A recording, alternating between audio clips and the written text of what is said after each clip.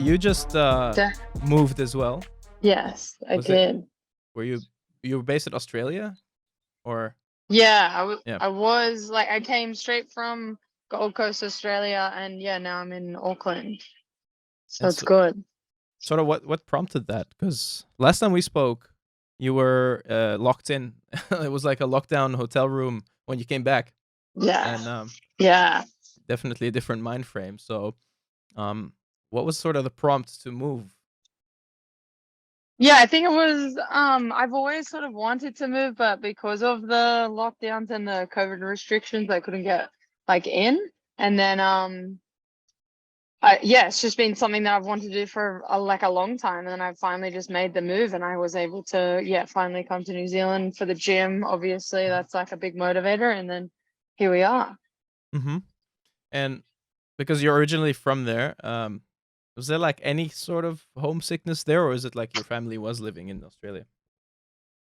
Um, yeah, there's still like definitely homesickness because for the Gold Coast rather than for here. I feel like I never really felt homesick for New Zealand because I left when I was like 10. So, and I Mhm. left from Christchurch instead of Auckland. So, Yeah. I've never really like been to Auckland that much, I guess. So, but it was always on my sort of mind of like wanting to come back and reconnect with New Zealand and really get into my culture as well. So I guess it wasn't necessarily homesickness, but just the motivation to move back and connect.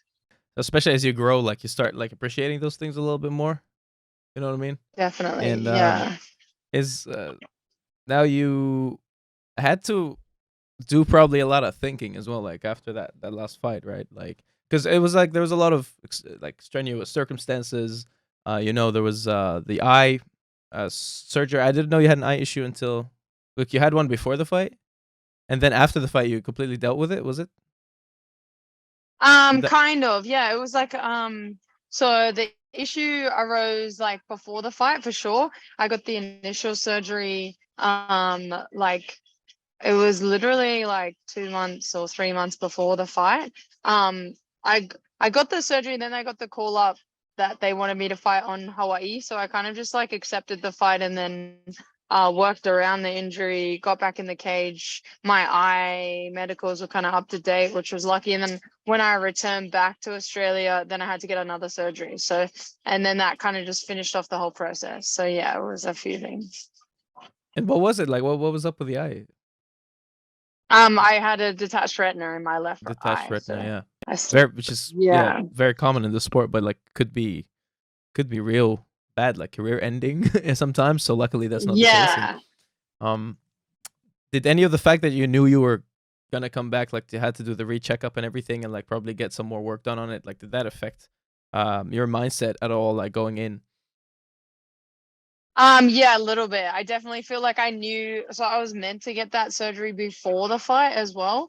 But I guess I just kind of like cut a deal with my surgeon and my ophthalmologist, and him and I just decided to get it when I got back from Hawaii. So Mm-hmm. I was very lucky that he was kind of coordinating with me to do it like after, but at the same time I think it was playing on my mind that I needed that second one, and I Mm-hmm. was it was kind of necessary for my complete recovery. So I knew that I needed to sort of look after it in a sense, which, like in hindsight, looking back, I was like subconsciously sort of protecting the eye in the fight. And Cool. I think for that reason, it was just wasn't like the best performance. Mm. Probably not so much in the camp. Like I worked really hard in the camp, but yeah, during the fight itself, I just sort of, it maybe played on my mind.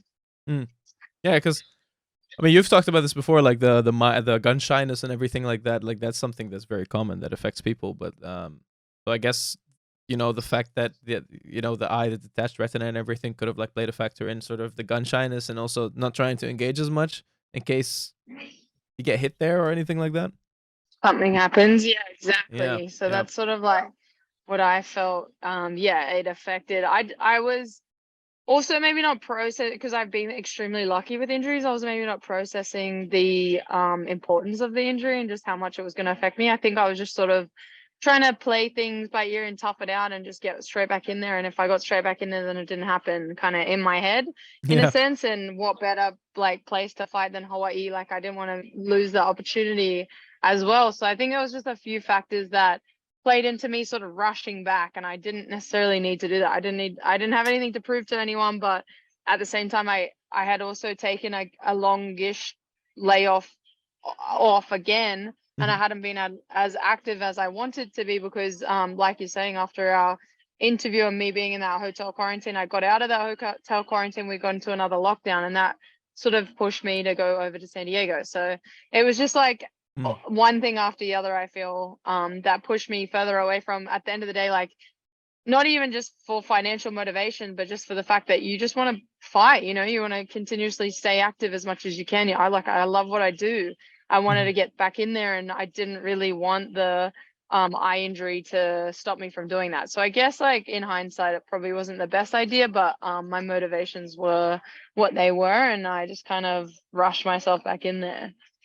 Yeah, you rest. So how do you sort of like what are some things that keep you calculated at that time? Because it's always like a very emotional decision, like you just emotionally you really want to fight, you really want to do this. You probably attach a lot of your purpose and everything to that, to fighting and everything.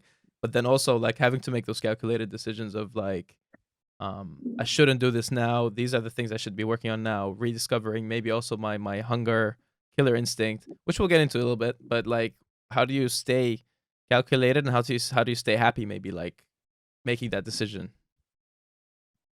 Yeah, I guess, like, I've been doing this for a long time. I guess my mindset, especially straight after that injury and the surgery, was very old school. I never said no to a fight, really. Like, I've Mhm. maybe during COVID and stuff, there was some issues with like visas and getting to certain countries and that kind of thing. But or like, I haven't even really been injured to say no to a fight as well. So that's kind of been lucky. Um, Pretty much the only fights I've said no to have been the like boxing fights or something because they coincide with MMA. But Yeah. for me, like, I always just think like fighters fight. So you sort of say yes to whatever. And for that reason, I think I just had that same mindset and I just said yes anyway. But I should have like looked back and sort of addressed the whole situation, addressed the injury, how long it's going to take me to come back to like full recovery. The problem Mhm. was I knew that I was never going to see properly again, so I sort of was just like, oh, it doesn't really get worse, at least. So because I've already sort of lost the vision. But I guess I should have definitely calculated a little bit more and thought through the process of how it was going to affect the next like 6 to 12 months kind of thing. But at the same time, like, I don't, now that I look back, obviously hindsight is a beautiful thing, and it's been Yeah. since like May last year or whatever. I feel good about my process of recovery and where I'm at now with the injury. And then like I still have this great opportunity against Sinead to fight in Dublin and kind of gain that momentum back and make up for the miscalculation and misjudgment that I feel like I made. Mm. Yeah. So I wasn't aware that it was still affecting you. So like that you actually like lost a lot of vision. Yeah, So yeah. So really that's like, like, yeah. damn. So mentally, you know, how do you sort of work on the positivity of that, like, and dealing with it, like, you know, it's something you take for Yeah, I granted. mean, it's, yeah, oh, absolutely. And I've always had perfect vision. So it was a bit of a shock, especially like, I mean, before the surgery as well, they definitely warned me that I was going to be nearsighted, but I didn't really expect it to be as bad as it was. I thought that nearsighted possibly meant like 1 or 2 meters away and everything further would be hard to see. But it turns out nearsighted literally means like this is the only thing that would be clear. So it's kind of like insane, but I've just adjusted. I'm lucky that I'm quite deep in my career and deep in training that it's not been a massive adjustment. Like, I obviously have that muscle memory and rep repetitive habits of coming to the gym and going through the motions of each technique. So um I've still got one good eye, so I guess that kind of helps as well. It's been mentally a bit of an adjustment for sure, but we just kind of worked through, and I just knew what I needed to do was normalize it for me and sort of, if I don't really complain about it and I just sort of continue on, then like, it's either that or I like either the complain or I just quit. Like, there's no, Yeah. you might as well just like get adjusted to it and work around it. I know a lot of people have had much worse injuries that have taken them away from the sport for a lot longer. Of course, like your vision is extremely important, but at the same time, like I'm still very lucky to be able to train and still be able to fight. So that's sort of what Sure. I'm trying to concentrate on instead. Well, Mike Bisping had it worse, and he became a world champion. So, you know, because Exactly. those Yeah. are case And studies you could like look back on and stuff. yeah, and I've watched that documentary, and that obviously helps, and information from other people. And then I like alongside that, just me being able to give information to other people as well. I've had a few people reach out to me after having a similar injury, and therefore I can give a little bit of advice and hopefully make it a little bit less daunting for them. Like maybe that's what it was there for. There's always like a higher Yeah, purpose in these lessons. Yeah. it's like just like when you go through anything, like when you're stronger in groups and like finding out that you're not alone, and people having the same issues as you. It's comforting. It really Absolutely. is. Yeah. Yeah.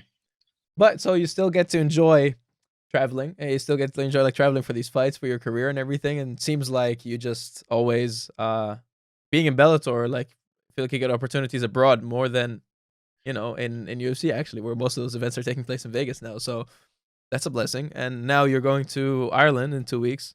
Well, you're fighting in 2 weeks against Sinead Kavanagh, who you've already beat, but now she has that home advantage. And you have to make a statement. You feel like after your last fight. How do you approach this fight differently? Also, knowing in the back of your mind that you've already beat her, but the circumstances being different. Yeah.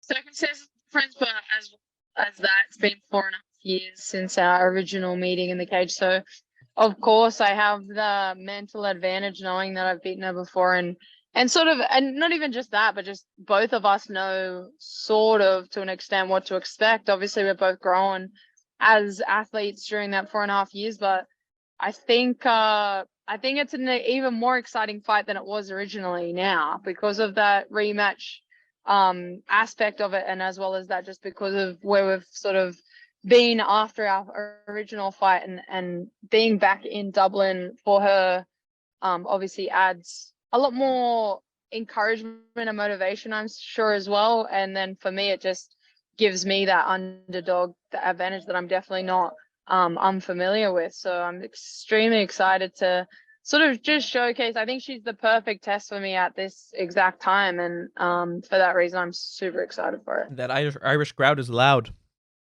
and Yes, they yes. appreciate fighting. So that's what. I can't wait for the crowd. The crowd's gonna be crazy. If alone for that, I'm just gonna go probably for that, if anything. So let's Mm, figure that out. It was mm. an impulsive decision yesterday, but like I'm seriously looking into it. So yeah, Yeah, highly recommend. 3 Arena is about to go off. absolutely. And so if you looked at around, like, have you looked around at the pubs and Irish pubs and everything for those post fight celebrations or anything? Like, look what's Not around. yet. But at the moment, it's kind of funny because I know two different people that are there, like in Dublin at the moment from this side of the world too. So I was like very Oh, surprised. And then like one of my other friends is in London, and I head to London straight after. I've been to London before, but still, it's just like it's exciting, like knowing that it's such a very like unique part of the world. I think I've lived in Scotland before, so I sort of, and I've oh, been to the UK like a few times, but so I kind of know what to expect in the way of like environment and weather and stuff. But I do feel like the Irish will just hit a little bit different for sure. well, hopefully that happens after a big win, and they're not Of too mad at you for course. beating the hometown girl. um, Yeah. so I have like quite a decent fan base over there too, which is kind of cool. It's nice to know that. I think from our original fight when Sinead and I fought, and then of course fighting Leah not too long after, mhm. um, the Irish are familiar with me in a sense, so it's kind of exciting. And she just came off a big win against Leah, so like there also in Yeah. Ireland at the time. So um, how do you know discover that killer instinct that you thought you were? How are you gonna tap into that now this time? I feel like, especially in previous interviews, we've spoken about just like connecting back with my lineage and my primal instincts, and then of course just like my culture in that. So I feel like being here and being at this phenomenal gym under like such great guidance and with great training partners has just been a massive motivator in itself. I feel like everything's sort of personally as well leveling out for me, like in the way of like my maturity as an adult, and being more settled and grounded has definitely kind of stabilized me, and being able to just concentrate on that raw, sort of draw from that raw instinct that I had when Sinead and I Yeah. first fought. I really feel like I don't even think people realize how bad that camp was for me in the lead up to preparing for her the first time, and how messy it was. Whereas this is a complete different story, and I haven't had a day off in 7 weeks. Like, I haven't missed a session. I haven't, cut any corners. Like, that in itself just gives you that mental clarity. That gives you the integrity to know that you've put the work in, so it can Mm. only, be shown in a performance. So I think that's where I'm going to draw off for this fight, and for that reason, we should see that killer instinct once again. So you just really managed to tap into different sources of confidence, and it also comes back to confidence at the end of the day. Definitely. Yeah. Integrity. Nothing Yep. beats integrity. I feel like in life, not even just in fighting, but in life, if you feel you have good integrity in yourself because you've earned it some way, or you've like proved to yourself some way, then your relationships get better, your day-to-day gratitude gets better, like your mindset gets better. So it's really hard to see me kind of not improving off my performances with such a better prep and such a better place, like mentally and Mm-hmm. physically. Yeah, I've been doing that a lot too. Like nowadays, a self-reflection more. Like I always was going head first into things, and I talked about this all the time. Like the last 2 years, especially, have been such like a race, and like things and doors have been opening, and the people I've been able to meet, that like I see the bigger picture of what I'm working on and kind of like reflect back, and it comes from being grateful and sort of thinking about like only 2 years ago, for example, I was just a fan of the sport, right? 2 years ago, and now I'm in it. I'm working with these people. I'm meeting them. I'm managing them and stuff like that. And don't think about that because you're just going 100 miles an hour. But if you think back, I'm like, that guy would be proud of me, you know? Of course. I've been to the gym recently, and he specifically says one of the biggest things you should do is appreciate yourself. And for one of those reasons, appreciating yourself is looking back on how far you've come. It's a Yeah. big thing. And now we're talking about City Kickboxing. So that's where you're at, and they have a huge stable of talent and champions, and and basically it's like every champion or every ranked fighter, a big name from the region that you can refer to, has some link to it, either whether they train there or have trained there, or like. So is there any part of you that feels more motivated because you're sort of representing such a big gym, and you sort of want to do them proud, you know what I mean, fit in a sense with your accomplishments? Absolutely. I think, like, in the back of my mind, it's been one of those things I want to give back to what everyone has given me during this camp, all the attention and effort and energy that everyone's given me. I definitely want to return it with success. But as well as that, I think I'm at a point in my career where this is my 8th fight with Bellator, and on my own accord, on my individual journey, like, I've done a lot of this stuff by myself. So at the end of the day, I know I don't owe anyone anything, but I absolutely have been just inundated with gratitude of like how much people have given me in this gym in such a short time, and how much they've allowed me to be a part of the team, and just taken me under their wing in a sense, and not, it hasn't even been a question for people to turn up for all my sessions, and because we kind of do things a little bit different and sometimes separate the groups and whatever it may be, whoever gets asked to be there for my purpose in a sense, and as a body for me, always shows up. And it's just like that in itself just gives me so much gratitude to want to do well. And I'm like, if I am surrounded by all these people that are successful and like very familiar with that top level of MMA, then I just can't really see myself failing. Mm-hmm. That's great. That's a fail, like no fail mentality that they create. So, because I was gonna ask what are Yeah. the, aside from the training itself, like what are the biggest differences, that you think are a positive influence on you? I think, like, being from here as well, I really felt like I've been to this gym once or twice, just like for maybe a week or two at a time.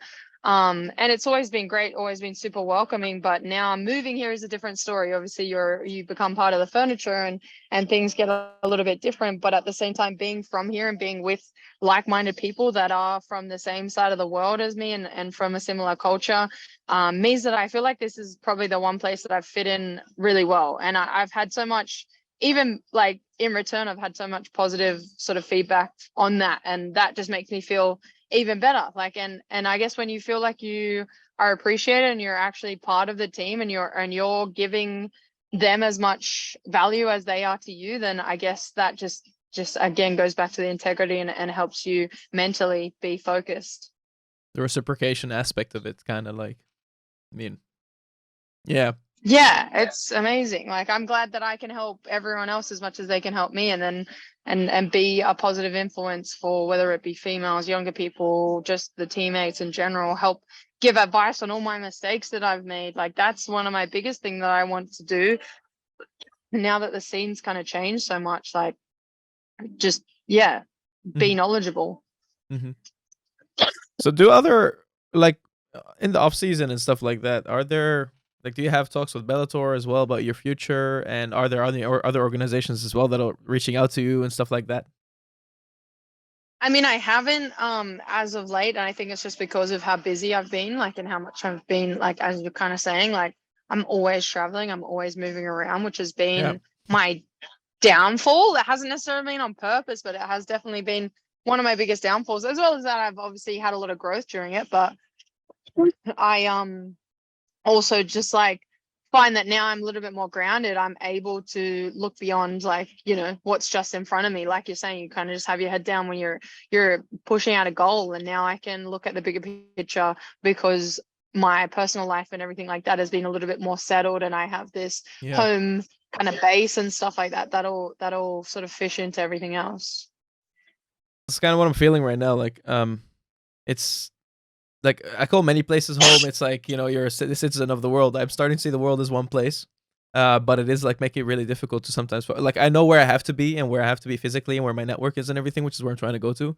But also that stuff and looking into it, and like, I live in Amsterdam. That's my residence. But 2022, I've only spent 4 months here, and it makes it difficult to Mm, sort of build like those serious relationships or like commitments and stuff, especially like whether it's of romantic or course. anything. Um, Mm. and you have to be focused on the goal. Like, you're all over the place. Like, mentally, you kind of don't I can't focus on one thing at the same time. Yeah. Absolutely. Yeah. You can't look beyond that because you don't have enough energy for it, and you're Yeah. too busy worried about the little, like, logistics of traveling, where you're going to sleep tomorrow and stuff like that. So it's That's hard. what it is. Yeah. So Yeah. so and what are some of those like, you're always busy, so you're always like working on things outside of fighting as well. Like, what are some of the things that you've been the most excited about that aren't related to fighting, or perhaps like I sponsorships or guess, yeah. like, yeah, I guess, like, for the last couple of months, my biggest focus has just been settling. Obviously integrating into the team, and into my environment, and where I'm living, setting up a whole new home again, and starting again. So really from scratch, especially like both me and my flatmate, who's a very good family friend, which was very lucky. And I feel like the universe sort of backed us up there and brought us together to live together, which has Nice. been phenomenal. But for that reason, we both moved from Australia, so we really are starting from scratch. He bought some of his stuff, but we didn't have any furniture. We didn't have, beds and all those important Had to things. figure So out the starting, IKEA puzzle. yeah, again, and they don't have IKEA here, which is ridiculous. Oof. I didn't know that. So yeah, Wow. um, it's just been like, yeah, so many things, but as well as that, it's also given me a little bit of opportunity to sort of plan, not look beyond the fight, of course, but plan what I'm gonna, spend my energy and time on when I do come back. Like, it's gonna be so exciting to get involved in some more projects. I've been able to get involved in a little bit just in between camp, and I've actually been able to be extremely social during camp, which has kind of kept my mental state at a really positive place. So it's kind of like a combination of that, and then and looking beyond, like, what we can do off these sort of opportunities that have been presented to me, and then and Yes. everyone that I get to hang out with, and I've sort of changed up my working environment and the incomes that I make on the side and all that sort of stuff. So there's just like a lot of like things happening, a lot of balls rolling that I feel like will manifest into results in like 6 months time. You know, we've talked about this before, kind of like how you're constantly thinking about the future as well, like after fighting and knowing you can't do it forever. So, just taking advantage of the people you meet, the things you learn through the industry, like the other side of it, you know, not just the coaching and the physical side of it, just like production, whatever it is. I always tell people it's like most of the reason I was out in the US as well was just like to be in my circles and meet people and go to events and link up with them, and that's when people will see your skills anyway. It's showcased all over the internet, you know, always, like no matter what you do, Of if you're doing it course. smart, you Yeah. know, what you have to Yeah. offer. It just comes naturally when you find the people that you vibe with that, you know, and aren't trying to be part of groups that don't align with you or something, you know, like that, you know, like it comes natural when you just comes from a genuine place when it's with people that you vibe with genuinely as friends. Definitely. It's Yeah. yeah, it's really exciting to like look beyond and know that this is I don't know about forever because I've obviously encountered a lot of reasons to move or opportunities that have pushed me away from certain spots, but I do think this will be a permanent place for a long time, or it'll be somewhere that I'll always come back to. And for that reason, I really want to build more around my foundation of base here and more opportunities and hopefully trickle those opportunities down to everybody else that has helped me and been so welcoming here as well. So Yeah, and especially if you positive. find like just athletic success at CKB, right? So that's just an extra big, Definitely. probably the main motivator at this stage of your life. So Yeah, yeah, exactly. Yeah. Right now I'm at a yeah, not I'm nearing the end of my career. I'd say I'm like just before the last few and for that reason I need to set up that last sort of run and set up it for success. So I feel like right here is the perfect place for it. nice. Did you do anything with music? Am I crazy? Is it like was there anything you were doing in music? Oh, I wasn't necessarily doing anything in music, but I had sort of I guess like linked and networked with I was attempting to make my own well, I mean we made it to be honest, but it just the lockdown and everything that happened and then me moving away changed the direction of that. But I had a podcast studio that was going to be like obviously right next to a music studio, and for that reason I ended up networking with a lot of people in the music industry and just sort of opening up that avenue and moving into that kind of line of work and stuff. So I was just sort of looking at it from another perspective where we could kind of cross the lines of the two industries Yeah. and there was a lot of opportunity there, definitely, especially for Australian and New Zealand culture, just building up our street culture in a sense. I do feel like MMA molds to sort of everyone's culture, like whether Oh it's yeah. fashion or music or all that sort of stuff, it does sort of end up crossing over here and there. And for that reason, I did want to like sort of avenue into that. But it's right now it's sort of on the back burner and hopefully we can pick it up in another way or it has presented a lot of other opportunities. So that's kind of how things go sometimes. That's excellent. No, it does like it's sports in general. You know, like they Yeah. always say there's a saying that I think every artist wants to be an athlete and every athlete wants to be an artist. And that's why they Mm.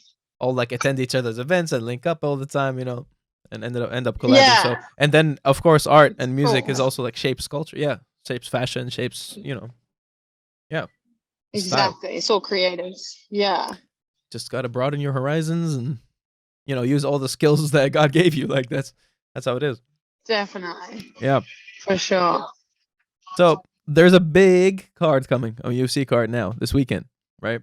And it's in Australia. It's right next to you. You've lived there. Well, I see Oceania as like one big region that supports each other and everything. So let's talk about it. This is an exciting event, and people aren't talking enough about how this could be, in my opinion, it should be on paper the biggest MMA fight we ever had. It's the pound for pound number one versus I pound for think pound so. number two. Yeah.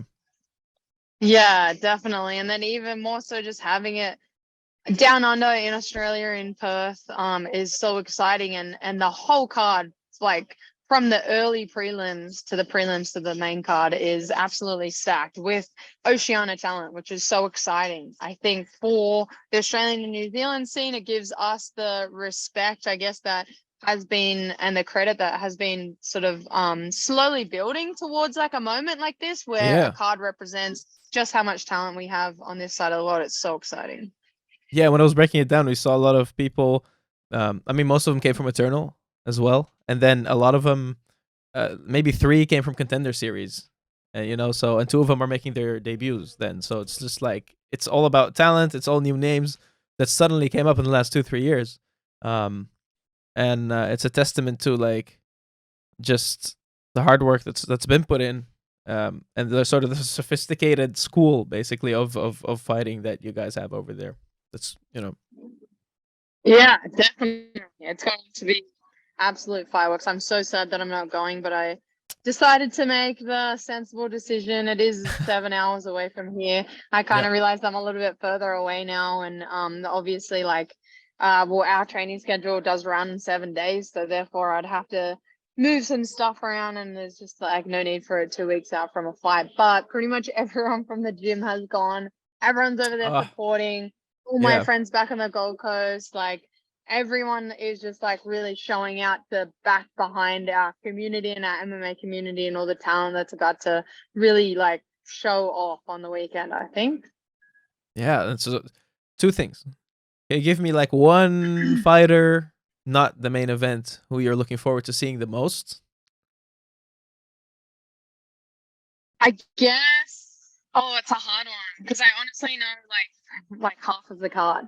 Personally as well. But Mm-hmm. I think like the guys from this gym especially like I definitely obviously I can't wait for Tyson to continue his great comeback streak so far, having such a long layoff from the injury and multiple surgeries, and just like mentally persevering, the work he's done behind the scenes on him as a man, and then obviously having his daughter as well, and being such a great father and partner. All of those reasons make me biased to be excited to watch him. And especially like being emotionally invested. Shane Young, we haven't seen him since March 2021 in the cage. Obviously, a Maori brother of mine as well, representing our culture in such a phenomenal way, and even all his like media build-ups as well. Like again, coming from that humility and perspective of becoming a better man and a father as well to his son. Another like just phenomenal role model. I'm really excited to see Loma. I love, as much as she's not from Australia or New Zealand, she is somewhat part of the Oceania because she's at Bangtao and part of, I guess, the community of us over here. And so she's a phenomenal first Thai ever to be signed to the UFC, phenomenal person that represents Muay Thai from all of her experience and over 200 fights. She represents it really well in MMA and applies it really well. Josh Coolabel, Jack Della Madalena, one of my best friends in the world, Shannon Ross, finally getting his shot and like debuting after the Contender Series, the chaos that unfolded. And I was speaking to his wife yesterday, and just I'm just so excited for them to manifest all the hard work that they've put together. And that man is again like another phenomenal role model as a human in general, but as a father and a man, like, and all the things that he's gone through. I've seen it from the get-go, all of the eternal fights, some of the chaoses that kind of happened around those, and he just kept persevering and kept pushing forward. That's so exciting. Farjack as well. I forget his last name, but the other Jack that's Wilkins. coming from the Jack Wilkins, yeah. So that Jack Jenkins. Jack Jenkins. No. The hell am I? Yes, Jack Jenkins. Yeah. We just talked about because there's a clip coming on him today. Yeah, fantastic Contender Series, and I almost kind of see him as the next generation. I don't really see Jack Della Madalena as the next generation because I know he's been growing for a very long time, but he's phenomenal. All finishes, very underrated.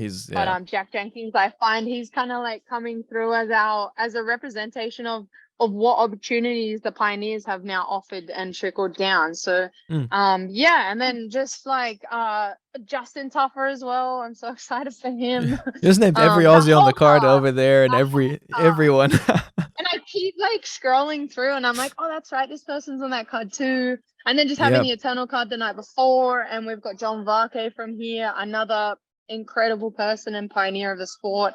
as well. I think that'll be one of the best fights on the Eternal card. And here we are, Australian, and then obviously IMAF as well, coinciding, and we've got such a strong New Zealand and Australian team. Amazing. And Tahiti. We'll just rope those like guys all of in. them, yeah. I met They count because too, those are yeah. the people I vibe the best with. I worked a tournament here, was the Amateur World Championships, and it was like those are the people that were all sticking together. And those were the people I was shadowing, the Australian team. And like we all we all vibe the most. Yeah. Then I think like once it's on the world scene as well for something like IMAF, we all just kind of dine together and help each other. And I know the coaches have great relationships between like the Australian, New Zealand, and the Tahiti team. So it's fantastic. Yeah.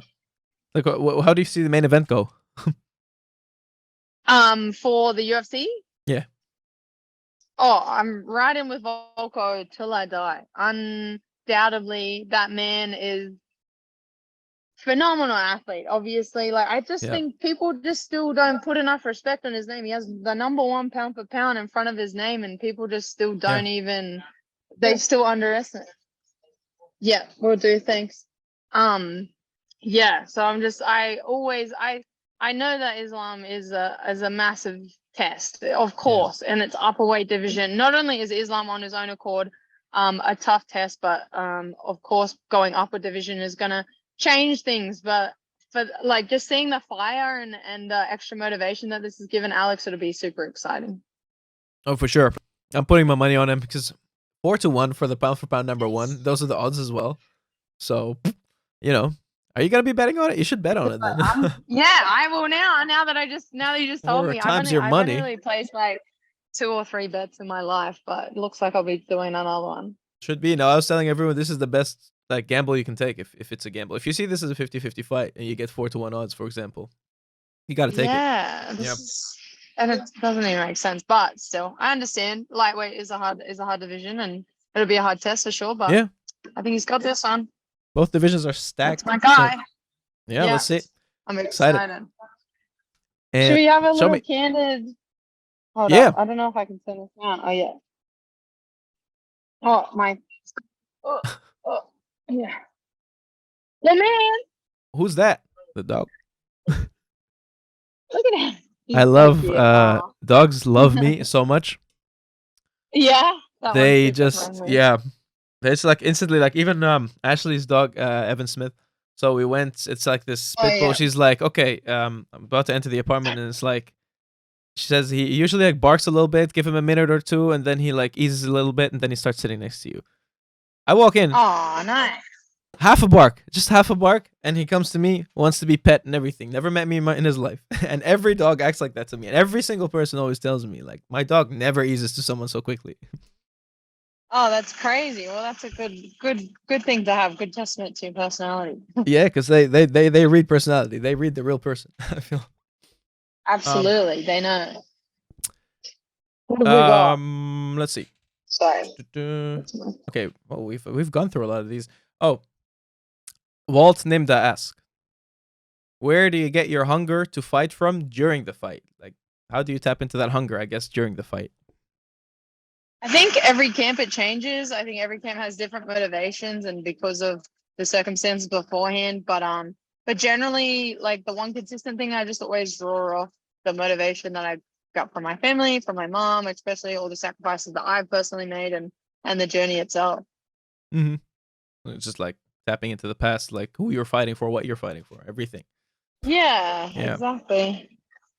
Anthony G. Sexton says, how well would boxing fundamentals mix with Muay Thai fundamentals, such as slipping? Technical question. I feel like those are two very different sports, and you kind of have to, if you're applying them to MMA, of course, then you have to take certain aspects of each, to be honest. But in a general, obviously Muay Thai prioritizes the leg, like strikes, if you're looking from a judging point of view. So therefore, you can use your boxing, you can utilize it, because you know that a lot of the other Muay Thai fighters won't, especially if they're from origins like Thailand and stuff. And if you look at those boxing fundamentals, it definitely pays off. I've won a Muay Thai fight just based on my boxing. So they definitely have their time and place. Yeah. if you're only focused on the hands and you got that style pat down, like, and people aren't used to those types of hands, at least from the hand part, if they're also not used to the stance, you could use that to your advantage. Definitely. Yep. But you have to, yeah, obviously take in both as well, knowing that you're going to get the shit kicked out of you if you don't. Yeah. This one, Maka Donalds is the guy's name. Maka Donalds. If you were to wrestle a football player, would you win? Yeah. If it was McDonald's, definitely. I definitely would win. Dude. Only just as him specifically. Yeah. Yeah. Yeah. Definitely. Ashley MMA. If the doctor told you that you were no longer able to fight, what would you miss the most? I want to act like it would be the community and stuff, but it would be sparring for sure. It'll be sparring. Like I would just, I know, like mentally, I would just miss like that weekly therapy, you know? Yeah, it is. Like I think like it'll affect everything. So yeah, I would say that. It's interesting that you went there. True, because I completely, for some reason, slipped my mind that if you can't fight, you're probably not allowed to spar either. So that goes away. Probably, yeah. So I'm assuming. I hopefully in that ideal like situation, I would be able to still train, but not being able to spar would be terrible. Damn, yeah, exactly. Bronda 358. Other than MMA, what do you most want to be known for?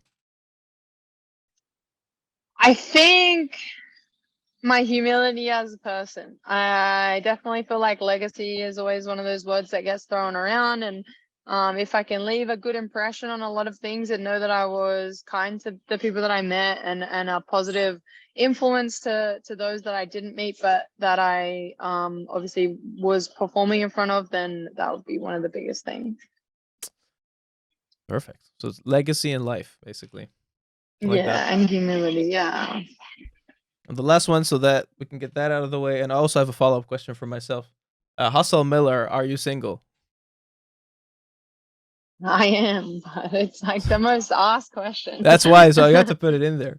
And I was just gonna ask though, because I have this conversation a lot with female fighters, and I've dated female fighters and everything. Like, what's that? If you could you even date someone who doesn't train or doesn't fight? Like, what's your thoughts on that? I've done it before, and I mean, yeah, I think you can definitely make it work. You just need to obviously maintain the fundamental. I think what's more important is just maintaining the fact that you're both goal orientated, you're both driven, and you both. I guess especially for me, I have a really busy lifestyle. So if somebody else doesn't have that same sort of lifestyle, it can be hard to understand. I think those are big things. It doesn't necessarily have to be MMA. I think fighters are sometimes not meant to be with each other. Yeah, no, it is tough, and but also I think more like, but so you don't have that mindset necessarily, that because a lot of the fighters have that mindset from a perspective of I can't feel even attracted to someone who doesn't at least train or something like that because of the feeling that they're with a citizen, like just a civilian or something. You know what I mean?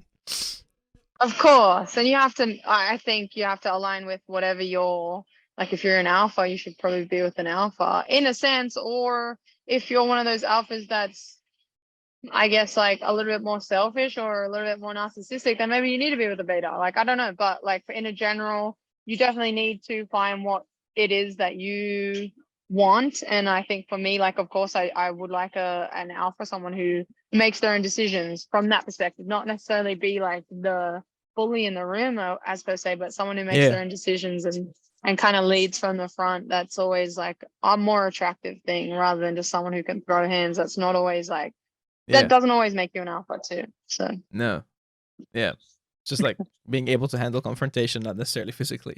So yeah, exactly. Being alpha, people. Yeah. This would be a good segment for like because Valentine's coming up. So of course, getting advice for people. Tuesday. Yeah, I certainly think I secured my Valentine's date for today, like today. So nice. Let's go. That's it. It's a lucky charm. Well, you're going to be, you got the fight to focus on, I'm busy, yeah. Very busy. Besides, everyone is asking if you're single anyway, so, one day you can sift through all those and like... about it though, so why are you guys asking? Yeah, right.